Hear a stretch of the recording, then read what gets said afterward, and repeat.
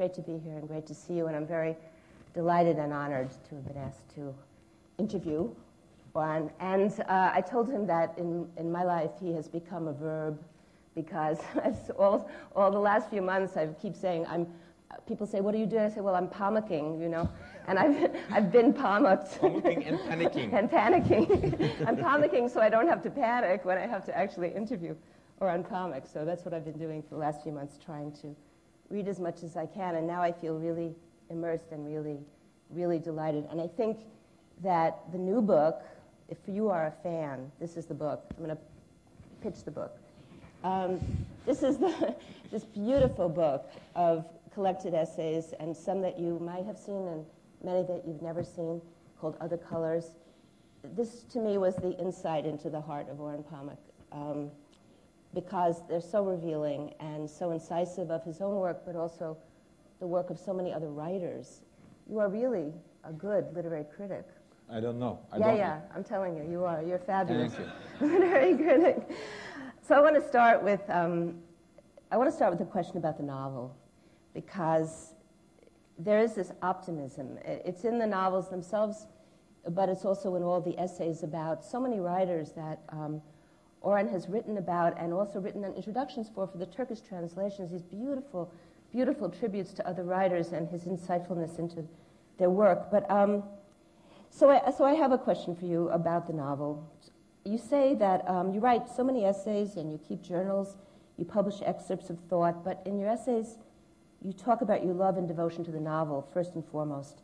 And you talk about the influence of European novelists on your opinion about Europe in general, and that your love for Europe and your framing and understanding of Europe came through the novel, through Thomas Mann and Joyce, Dostoevsky. And in this wonderful essay, which you will read when you get the book, called Cars in Frankfurt, you wrote that Mallarmé spoke the truth when he said, everything in the world exists to be put into a book. Without doubt, the sort of book best equipped to absorb everything in the world is the novel. That's an amazing statement. And also in the Black Book, you have this wonderful phrase, the world is a book. And in your really marvelous introduction to Tristram Shandy, you have great praise for that novel in the specific and in the form in general. And you talk about novelists' ability to bring paradise into the present. So would you just talk about the nature of the form of the novel and why you think it's so capable? Okay, now that at the beginning you said that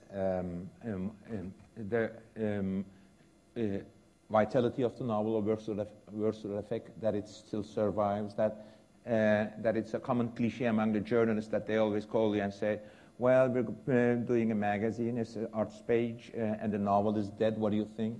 Which is never truthful, never represents the truth, but is just a journalistic cliche. And most of the time when I was writing these articles, I was, a part of my brain is not worried about, is angry about the comments that the journalists make about the great art of the novel, which I sometimes, with self-irony, say that I'm a humble servant of this great art. Now, the novel, beginning from mid-18th century, begin to take over all the previous literary forms. And in fact, we can even say that we are talking about the globalization of the world. The world, in fact, in so many ways, culturally globalized, that we see the world, first, for example, our ways of seeing the world are almost similar all over the world after post-Renaissance invention of perspective and Italian and Dutch painting. And after photography, we see the world. We are globalized in our ways of seeing. And also, in similar manner, we are all globalized in our literary imagination, in the forms that we use. And the globalization, I would say, literary globalization of the world had been completed years ago, when no one was talking about globalization. With this, I imply that the art of the novel is well and kicking and so elastic all over the world that everyone is using it. It is now a common heritage of humanity, and then it has what I would call such an intense elasticity that it can absorb the national problems. It can absolve and represent the national dramas, has, I would say, formal flexibility, so that it can be, you can use and impose your particular understanding of this form into your corner of the world, discuss the national debate, whatever it is, and then it will hold the nation together, because it's such a text that everyone argues. For example, let me give you an example. That the novel Snow, which I wrote, my novel, which is a political novel, and which I wrote nervously, it's not nervously, but I published nervously, thinking that everyone will be angry. Yes, everyone was angry, but on the other hand, everyone was reading and discussing and talking. I think art of the novel as a form is one of the great arts that humanity had developed, which has continuity, which changes and survives. Some forms of art, they change, and then they cannot continue with that change because it's a dead end. While art of the novel, you know, for the last 20 years, we are, for example, witnessing a return to 18th century Diderot kind of novel, that we have lots of essays and novels combined. I, for example, consider myself as a sort of a representative of the, quote, encyclopedic novel, that you can put anything into novel. Novels are encyclopedias.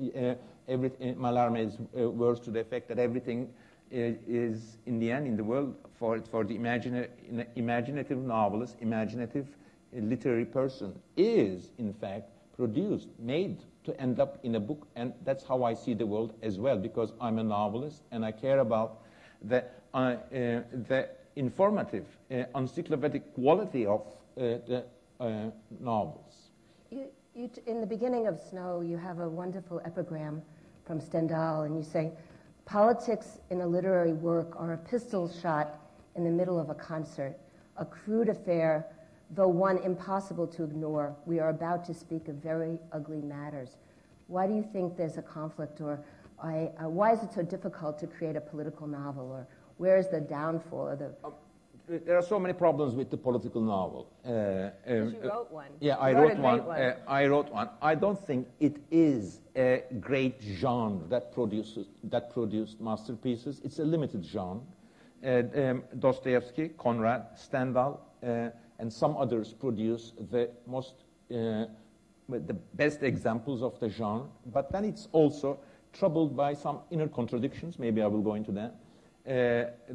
The problem with political novel is that most of the time people who had heartfelt political agendas write it.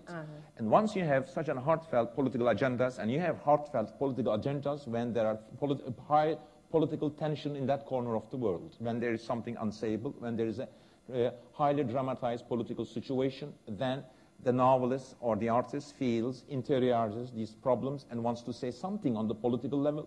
And once he commits himself so much to those problems, then he's not a good novelist, because he takes sides.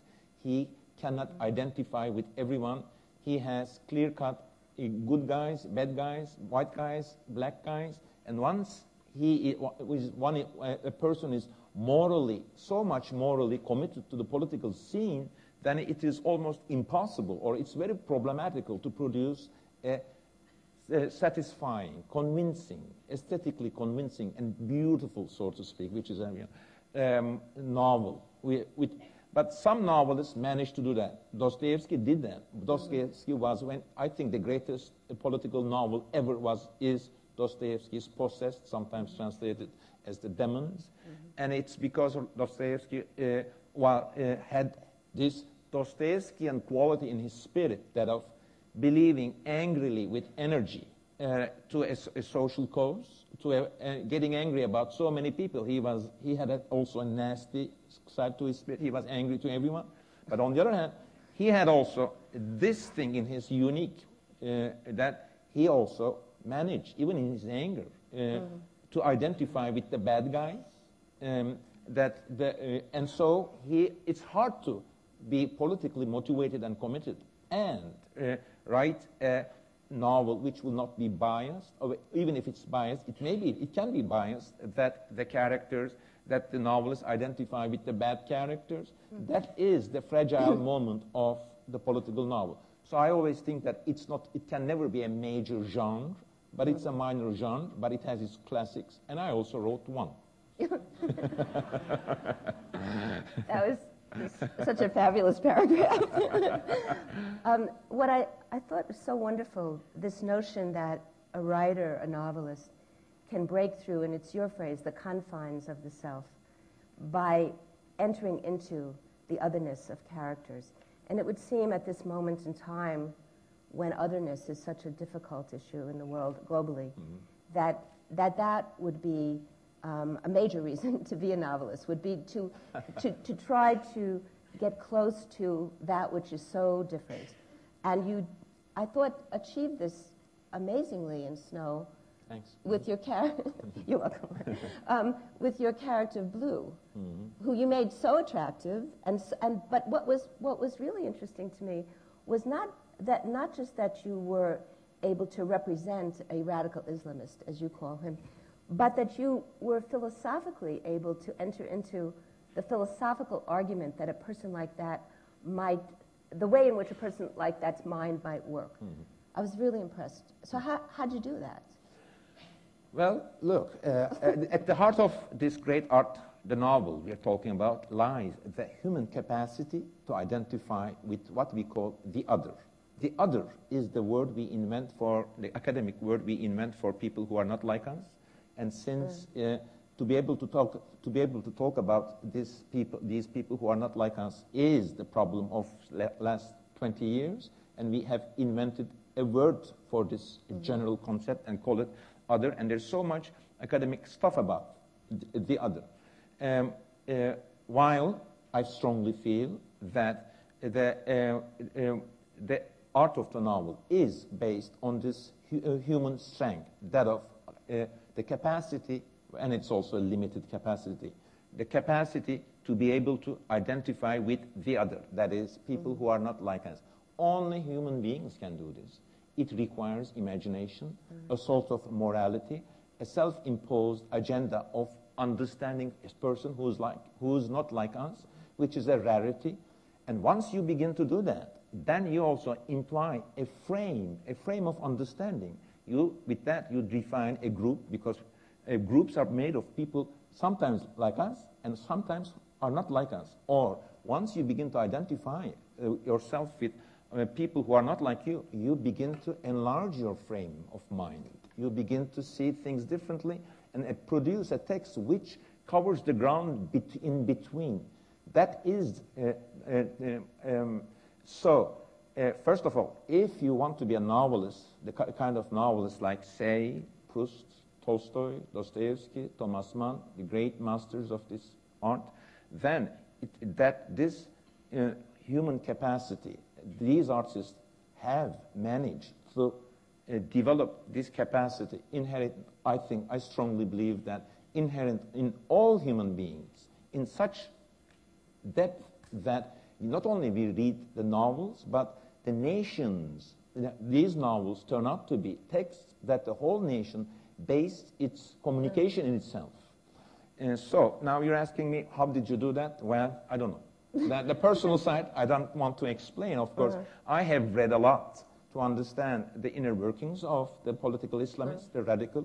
But then I should also warn you that I have political Islamists in my part of the world.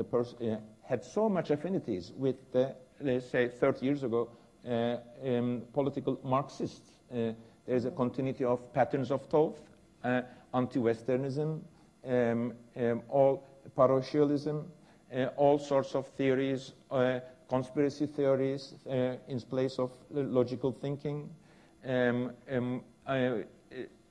especially nationalism disguised as anti-imperialism. All these patterns of thought are shared by the Marxists and Islamists in ways.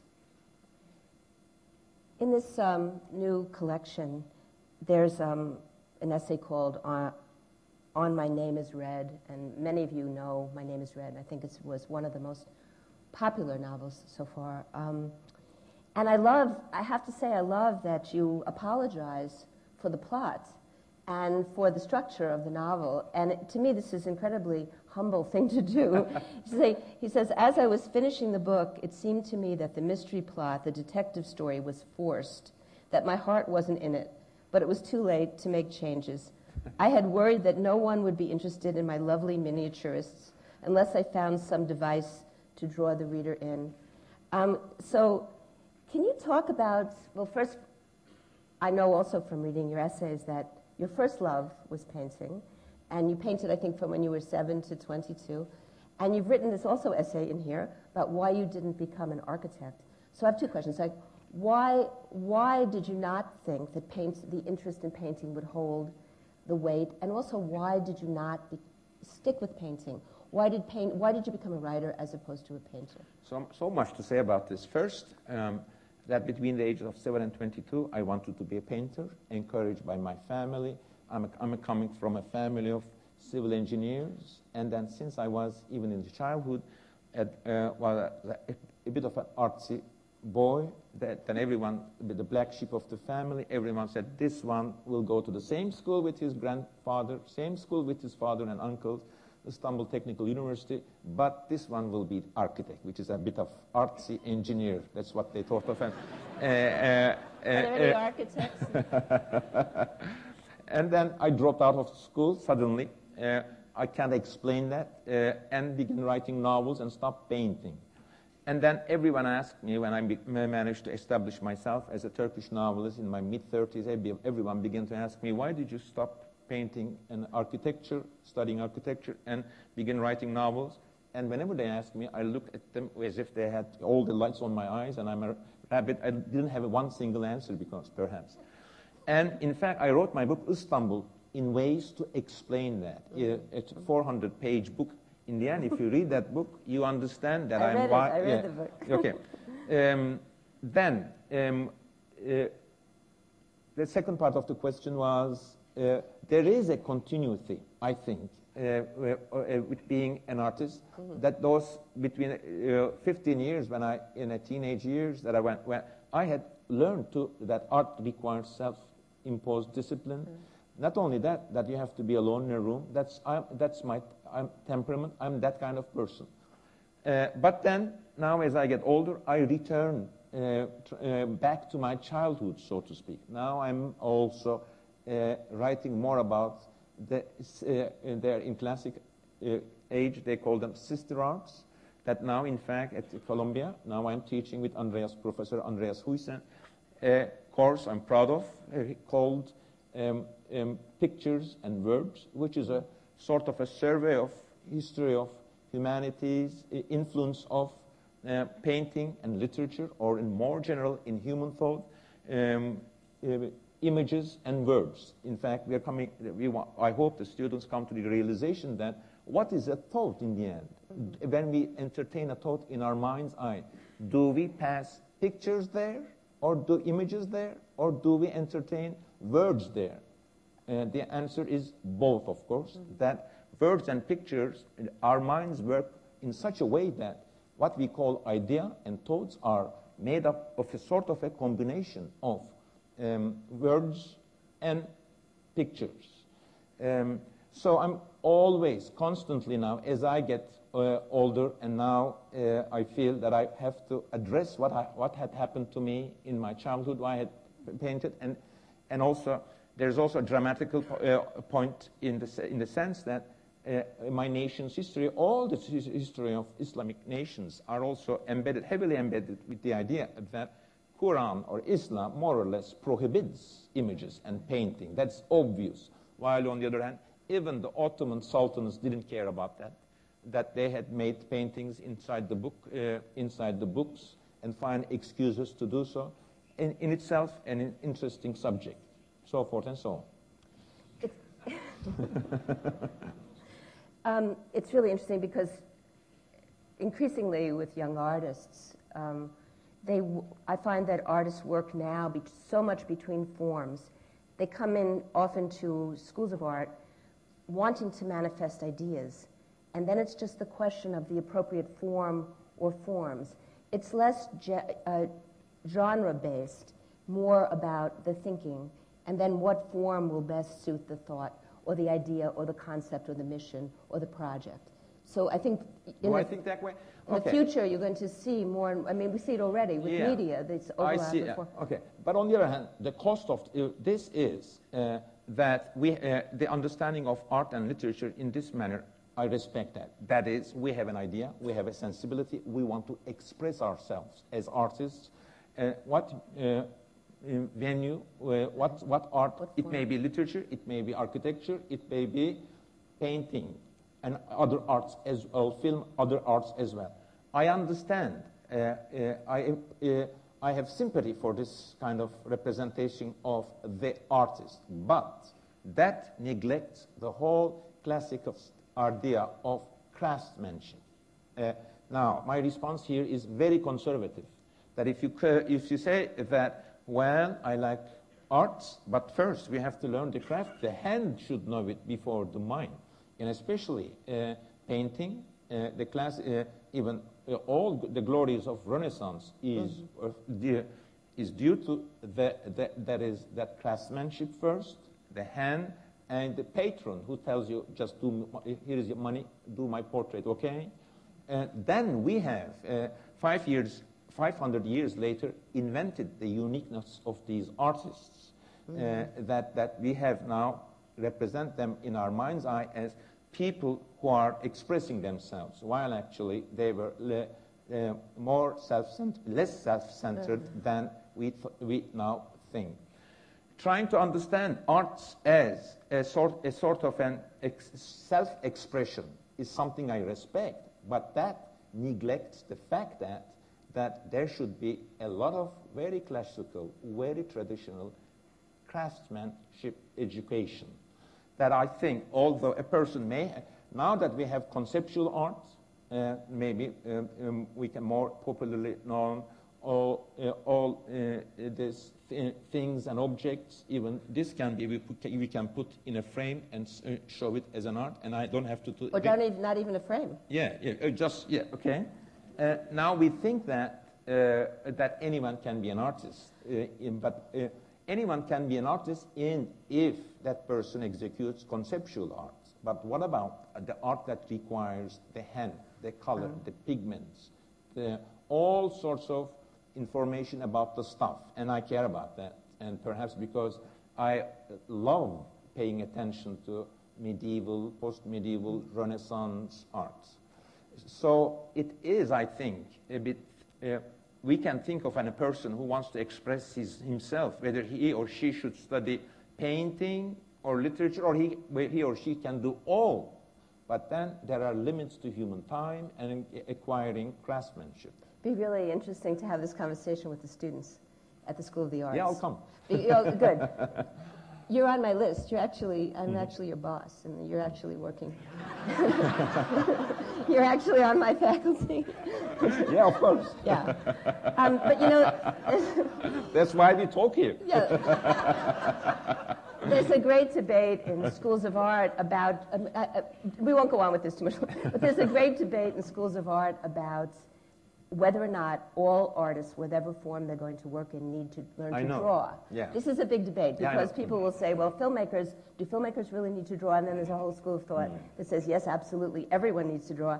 So we can have this conversation with the students. Okay.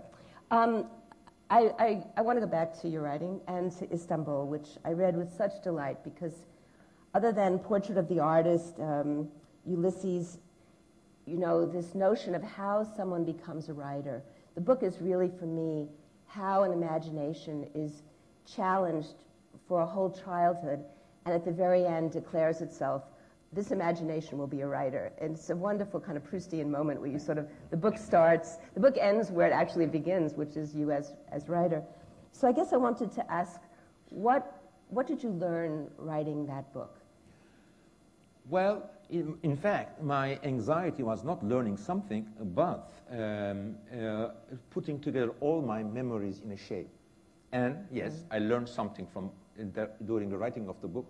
We live so much, we remember so much, and writing autobiography is deleting or editing out 95% of your life, and it's such a painful process that I have so many wonderful anecdotes of, say, my primary school, which I shared with everyone. But if I write all of them, then, if I have to cover till the age of 22, I have to write another 10 volumes. This is amazing to me because it is so precise. Your memory is so precise and there's so much in it. And you think there's much more? That you have 75% more? Yes, of course. That's amazing. I think we all remember like that. I don't think so. Maybe. No, really, it's so precise and particular, your memory of every event of it seems to me every event of your childhood, you remember like a camera. But I don't think everyone has that. I don't know. But anyway. Look, also, it's some part of it like this, is that we don't remember, we learn to remember. If you're alone in a room, and if you're writing that book, then you would remember too. Then if you have also the education and the high standard of, now I have to be humble here, of good literature, then you not only you remember, then you also pay attention to remember it clearly so that words come out. Literature is also about convincing people. It's not only your personal self-expression. Then you have to remember, and you have to also know that you remember the thing that they will also remember.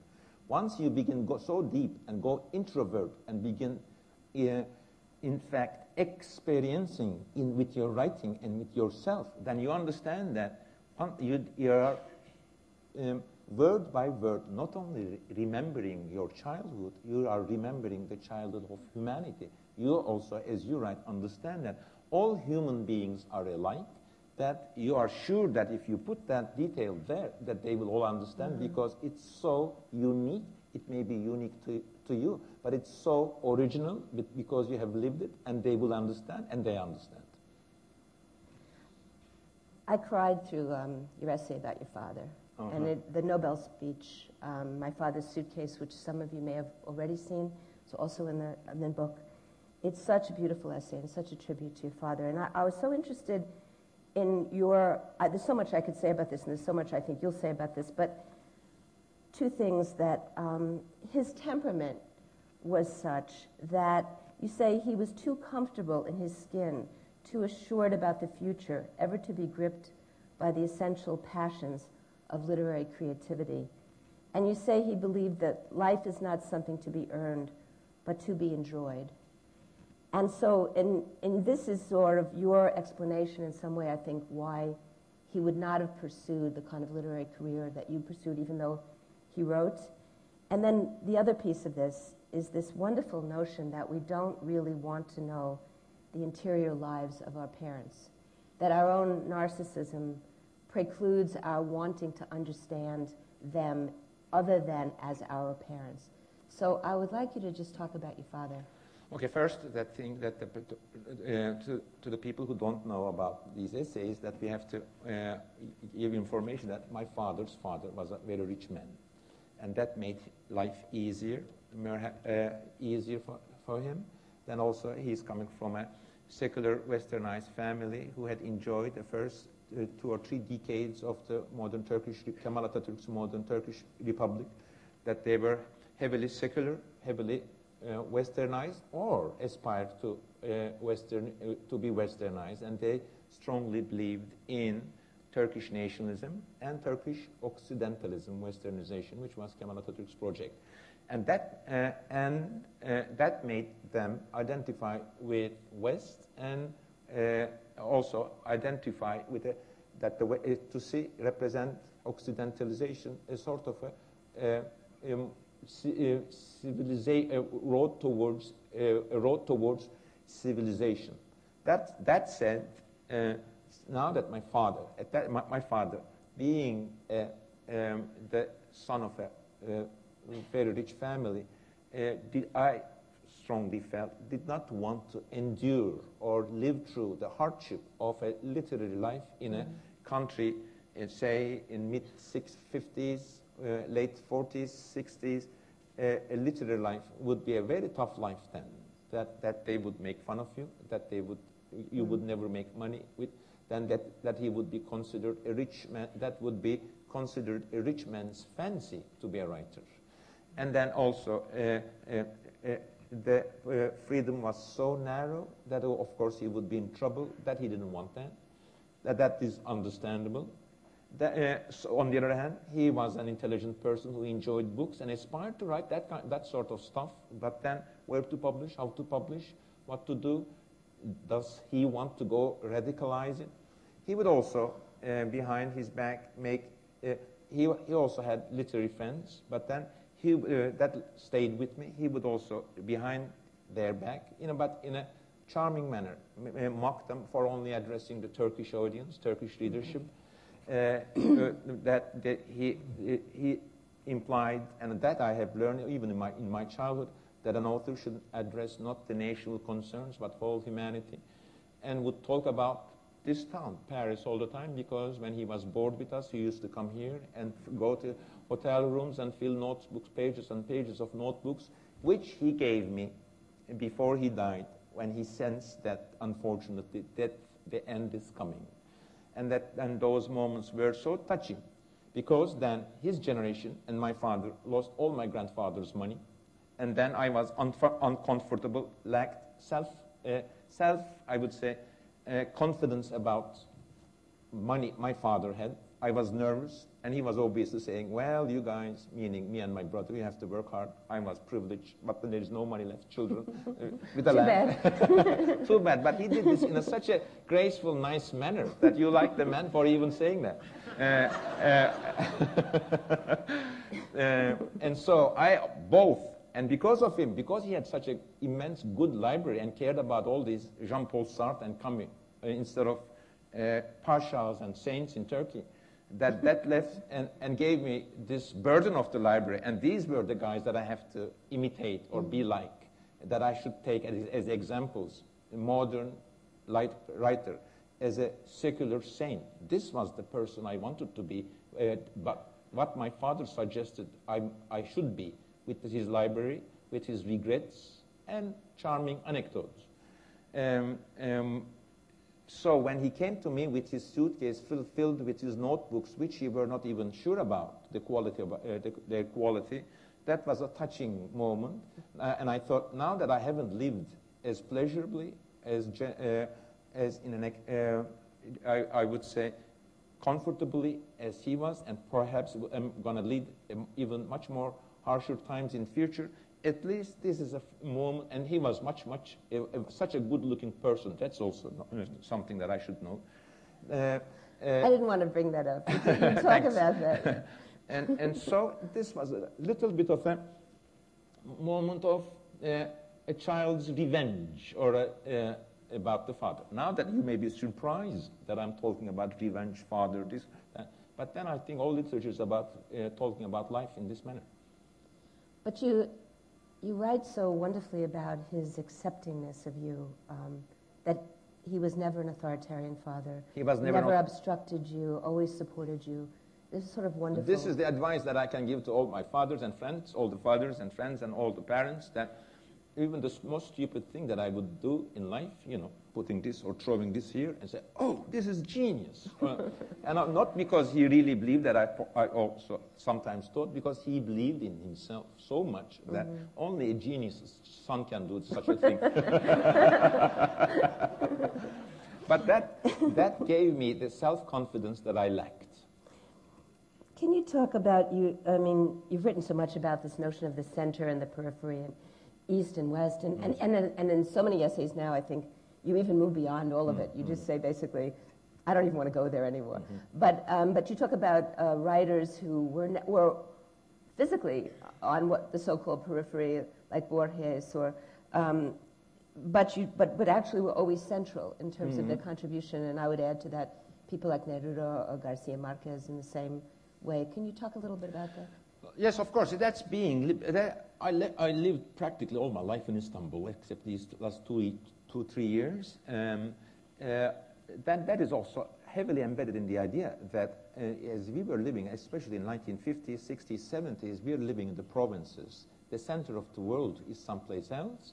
The history and the major decisions about our lives, be it historical, be it about fashion, clothes, literature, films, art, anything, everything, are being made in someplace else, in West, and also since we are identifying with the project of Westernization, it's even more painful. We believe in them, but we are not them. We are following them, but we are not part of it. That gives you a sense of, heavy sense of living in the provinces, living on the sides, not at the center. It was V.S. Naipaul who used this word more than once and suggested, which I like. I may not agree with his political remarks, but Naipaul is a good observer of what is academically called post-colonial situation. That cannot be, that's wrong in applying in Turkey, because Turkey was never a Western colony, was never, Turks are never victims of cold imperialism, so forth and so on, and that makes the Turkish situation in ways unique. But then being on the margins, not living on the center, aspiring to go to center, these are subjects I like. And then cultural consequences of this kind of logic, or in fact I would call this not logic but a sentiment, is an important part of my work. I can illustrate this very simple example that when my first books were reviewed in a very positive way by international press, by American press, when I wrote, they liked, say, a love scene, I had the sense that if Marcel Proust wrote about love, they would say this is the general universal love. If I wrote about love and they liked it, this is only Turkish love. All my life I fought against it, and I think humanities, arts, is in fact, there is a clash of something in the world, and that is that to impose your story to others, to make others accept your story, and not pigeonhole you to an ethnic or national identity, but accept your humanity as a part of a whole humanity. Accept your story as humankind's story, not your ethnic and national story. We're going to run out of time, so I want to ask two things that I want to make sure we talk about. And it has to do with the issue of freedom of expression. And we talked a little bit about it earlier, but there is always this notion when artists and writers speak out, or political people speak out, that somehow in that speaking out, in that attempt to expose the lies, or the contradictions of one's own society, that you're being anti-American, anti-Turkish, when in fact, when you're doing it, one feels that you're being the most patriotic. And I remember so much, picket lines in the 60s in America, and people yelling, go back to Russia. I thought, go back to Russia? Don't come from Russia. I come from this country, and I'm trying to make a statement about this country, and anti-war demonstrations, and certainly this has been true in the United States with the war in Iraq. And then you talk, I think, quite elegantly about the notion of, and these are my words, but the novelist's desire, ability, compulsion, and obligation to record, and these are your words, the secret shames of his or her society, even though others want to keep them hidden and need to keep them hidden and feel betrayed when they are made visible.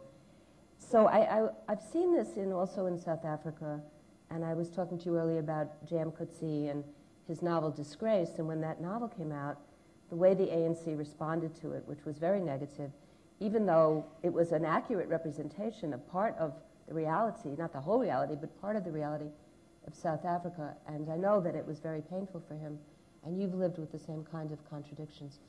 First, political hardship, I would say, has taught me not to pay attention to rhetorical figures or rhetorical maneuvering of, say, political enemies.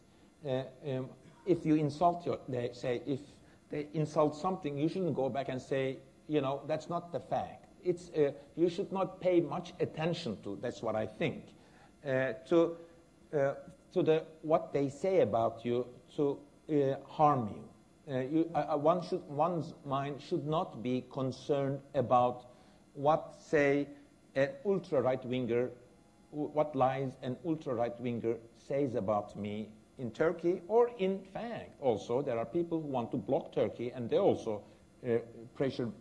But on the other hand, in a semi-repressed society, say Coetzee, South Africa, or any other, once you talk about things that the establishment don't want you to talk about, then that's why they are establishment anyway, they have the power to misrepresent you. And you cannot fight back. Even if you fight back, it's so hard to convince the majority of the people that this is not true. It's inevitable. You call them establishment because, yes, they have the media, they have the army, they have whatever, they have the... this is not only in Turkey, every place that once... in fact, that's the definition of being critical. Being critical is to say something to the establishment and to say something against the media, and it has cost. My point here is that I was not after that.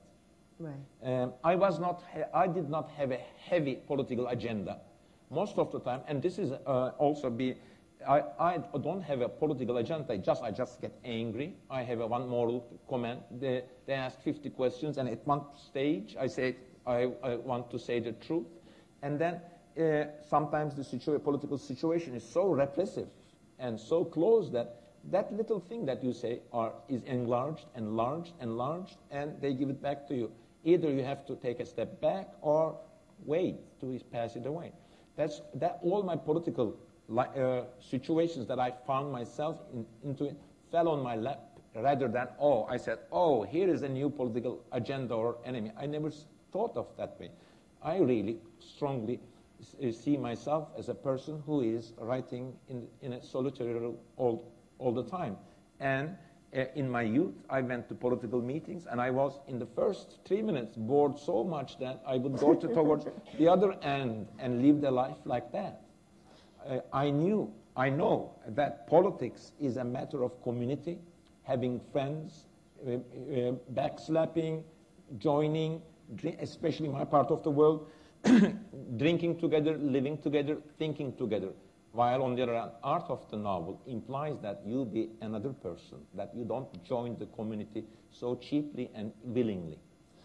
We're going to run out of time, so I want to ask you this one thing, which is that you say that in the implied author that since all of the work that you've done has become so politicized and that you've been thrust into the public arena, even though you'd rather stay in your room and write and lock yourself away, but that in fact it's helped you to grow up, you say, and to give up a certain childishness.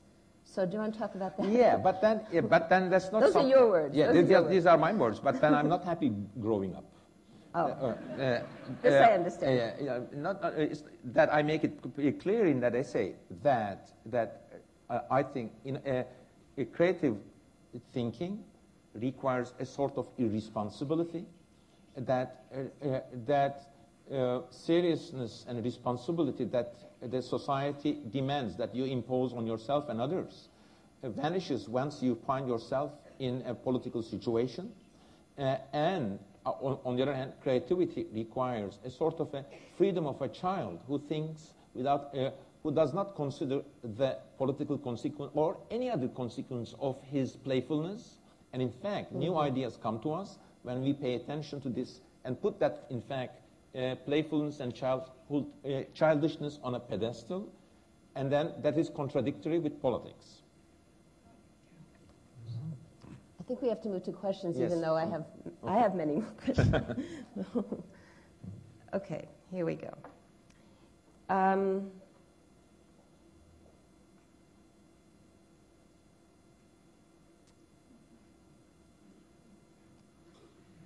Okay, all right. You may skip that.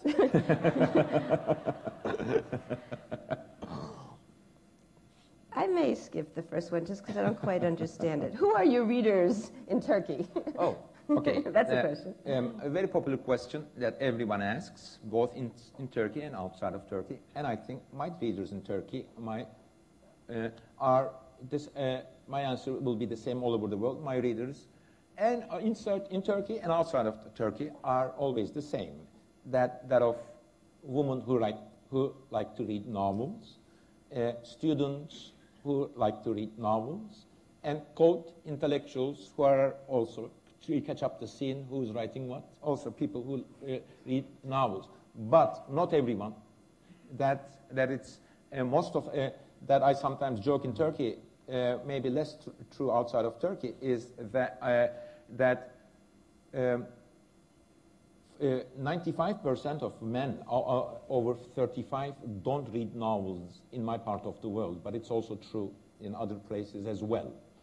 And that's because of, and I have seen so many resentful attitudes say, well, I could have written novels too, you know, but there's so, you know, so much,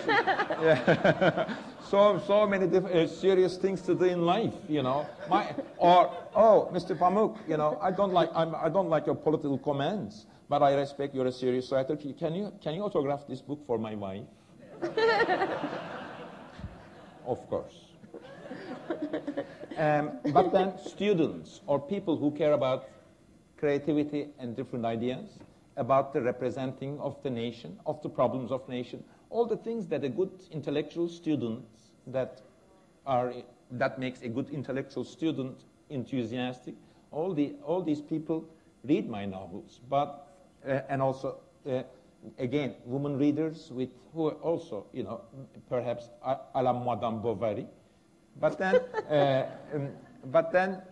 that's the same. It's not a Turkish situation. It's a global situation.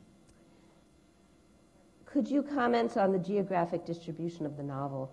Are there literary cultures without novels?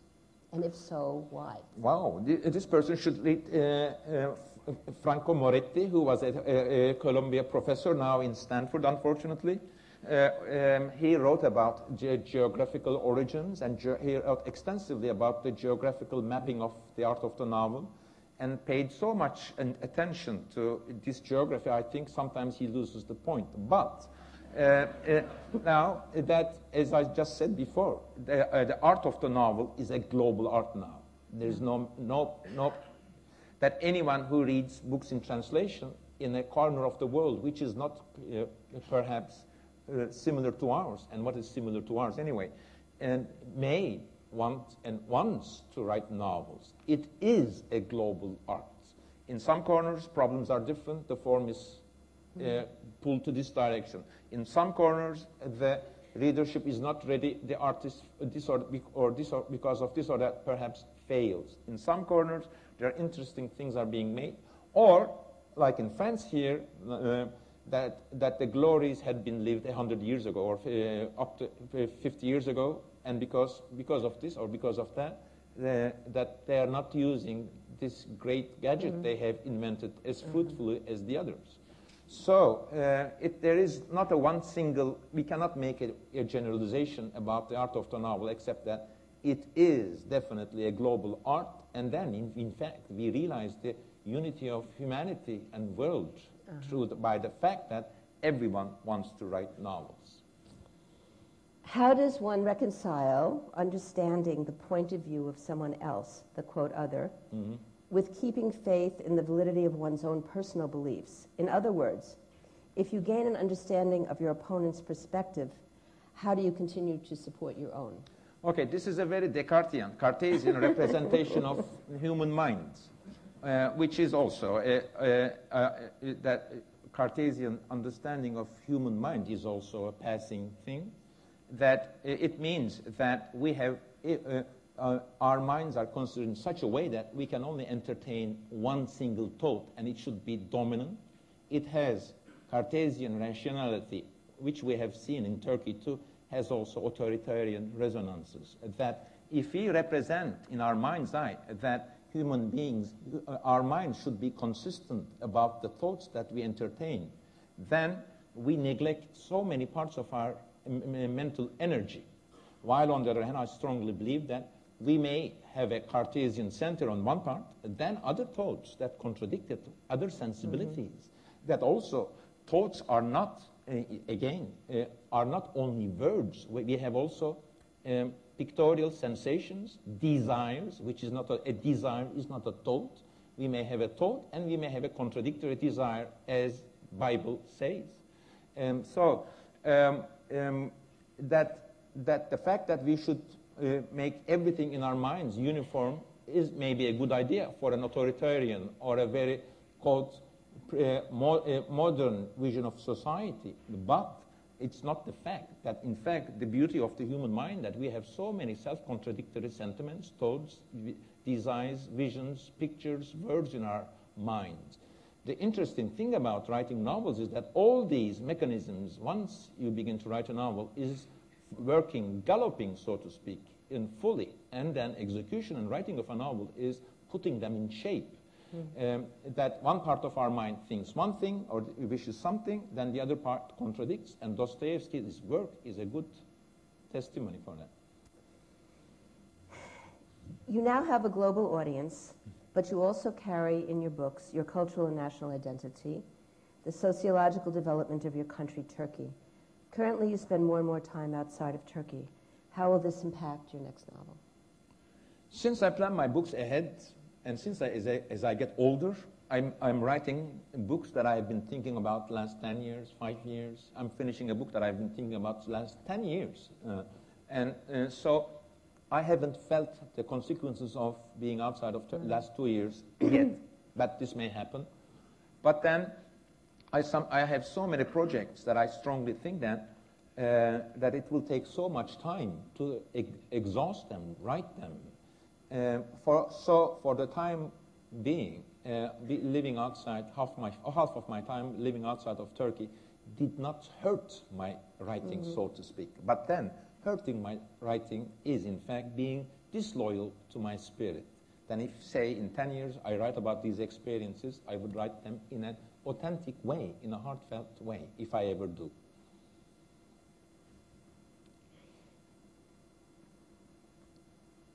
Whoa, these are long. Okay. Okay. You mentioned the impact of the novel and its impact on political debate and national identity. How do you reconcile this with declining reading rates? Is the literary class simply discussing amongst itself while the rest of the world moves on without paying any mind? I suspect this is written by a man, this question. Why do you say that? Because this is typical, maybe I'm wrong, excuse me, typical of the dismissive attitude towards the art of the novel as as something that the intellectuals in the ivory tower is using, and less people are reading these things, and it's also writing novels only address the intellectuals, things that my mommy told me 35 years ago. Do you want me to answer them? Is that the answer? That's the answer. Okay. Moving right along. Do you ever have doubts about the practical value of political expression through art? Do you ever have doubts about the practical value of political expression through art? Has this value changed through history? Is the practical value of art less potent in current times? And how do you process the potential conflicts between practicality and art? Okay. This is a very philosophical audience. Question, but actually it's a simple question put in philosophical terms.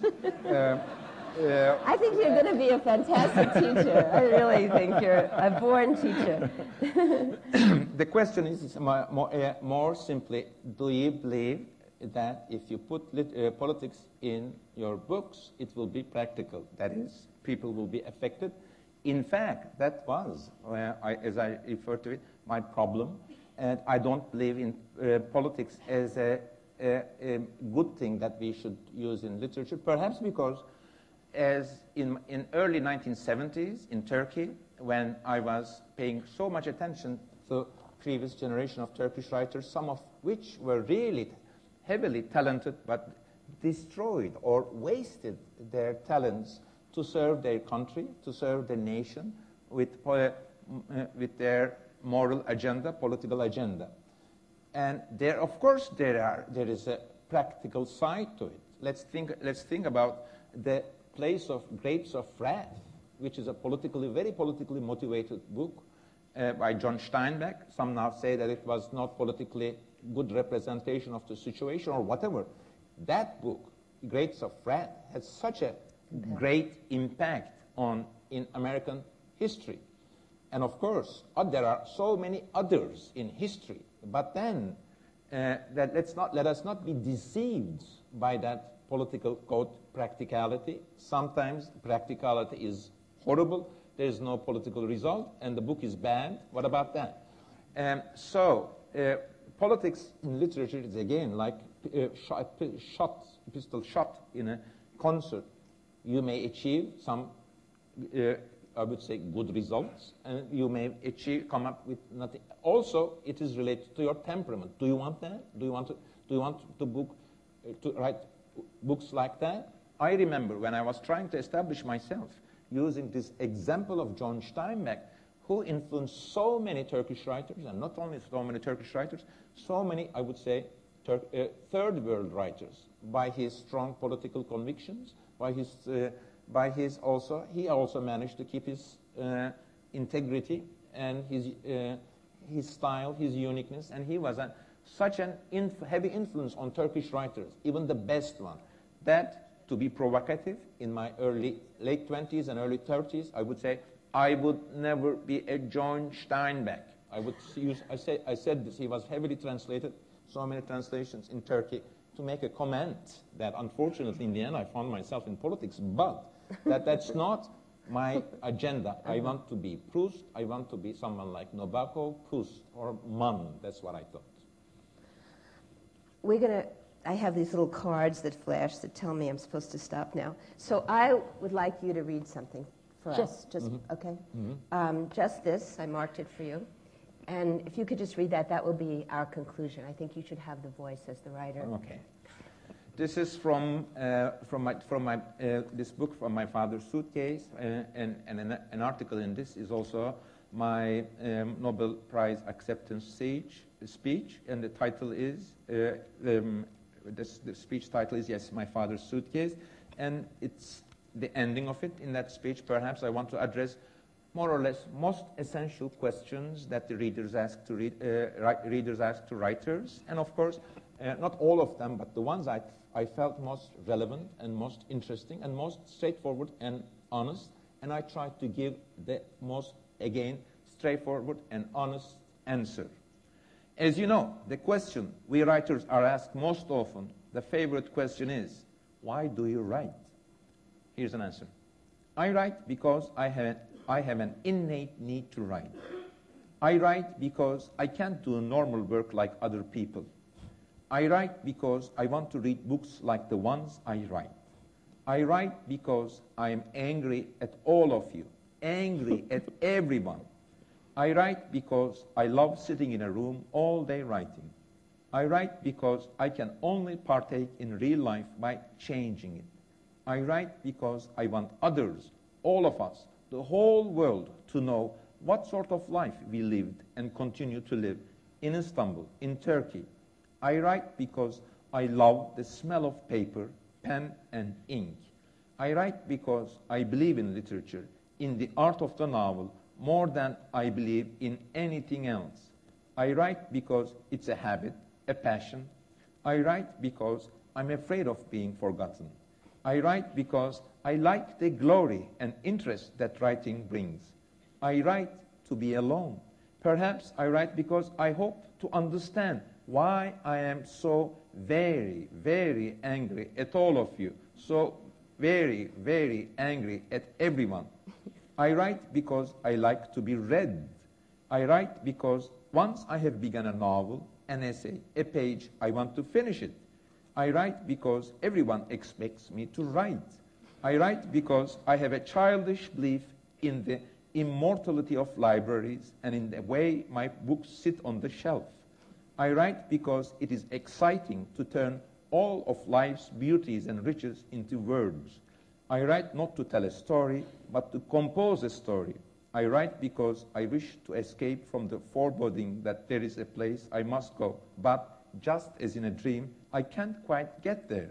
I write because I have never managed to be happy. I write to be happy. Thank you.